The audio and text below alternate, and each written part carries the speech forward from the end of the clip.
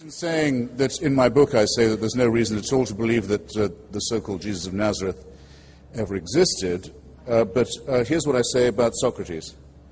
The original collision between our reasoning faculties and any form of organized faith, this is my book, though it must have occurred before in the minds of many, is probably exemplified in the trial of Socrates in 399 BC.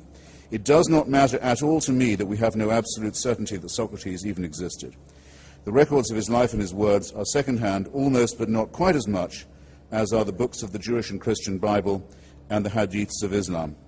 Philosophy, however, has no need of such demonstrations because it does not deal in revealed wisdom. Now, as it happens, we do have some very good descriptions of the life of Socrates that make his existence to me plausible, but it doesn't matter to me at all whether he was real or not. What matters is that someone advanced his method of reasoning, his testing of evidence against experience, his commitment to a certain kind of dialectical honesty, and that if it hadn't been him, it would have been someone else. So that's what's precious to me. And that he never said, you've got to believe in everything I say, or go to hell or heaven. Because, and here's why you've got to agree with me, because my mother never went to bed with anybody. And that proves the truth of what I say. Or by the way, I must have looked very dead when they took me down from the cross, but I didn't die. And that proves my point. I'm willing to grant it all. I'm willing to grant the Immaculate Conception first, then the virgin birth, then the resurrection, and the Annunciation and the Assumption. I'm willing to grant all of it. It doesn't prove the truth of the proposition that you should take no thought for the morrow. The central doctrine of Jesus of Nazareth, take no thought for the morrow. No investment, no thrift, no care for your children, that you should abandon your family, not worry about construction, about investment, about anything. Just follow me. A ridiculous and immoral proposition that, as C.S. Lewis so cleverly, and I must say for him, very honestly puts it, means that the man must either have been a maniac, a sick man, an evil man, or he must have believed that the world was coming immediately to an end, and that he was commanded to announce this fact to the deluded Bronze Age inhabitants of Palestine. Because if he didn't believe that, and if he didn't believe he was divinely mandated, then his words would not have been inaccurate or false, they would have been wicked. That's what you have to be talking about. Now, there is, on the historicity point, there are only two reasons, I think, to suppose that there may have been the figure of some kind of deluded rabbi present at that time. The first is the fakery of the story. The fakery itself proves something.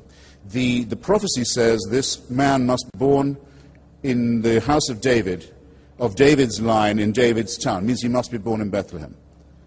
Jesus of Nazareth is well known to have been born in Nazareth. In order to get him to Bethlehem, a huge fabrication has to be undertaken. A census is proposed by Caesar Augustus. No such census ever took place. The people of the region were not required to go back to their hometown to be registered. That's never happened. Quirinius was not governor of Syria in that year, as the Gospels say. None of the story of the Nativity is true in any detail, and not one of the Gospels agrees with each other on this fabrication. But the fabrication itself suggests something. If they were simply going to make up the whole thing, and there'd never been any such person, then why not just have him born in Bethlehem right there and leave out the Nazarene business? So the very falsity of it, the very fanatical attempt to make it come right, suggests that, yes, there may have been a charismatic, deluded individual wandering around at that time. But which is most impressive to you? The fantastic fabrications, the unbelievably inane and inarticulate preachments, or the inconsistencies in the story? You could mention another thing about the resurrection. Most of the witnesses to this are women, illiterate, stupid, deluded, hysterical females, of the kind who in a Jewish court at that time would have had about as much chance of being listened to as they would in an Islamic court today. What religion that wants its fabrication to be believed is going to say, you've got to believe it, because we have some illiterate, hysterical girls who said they saw this? No, it's impressive to me.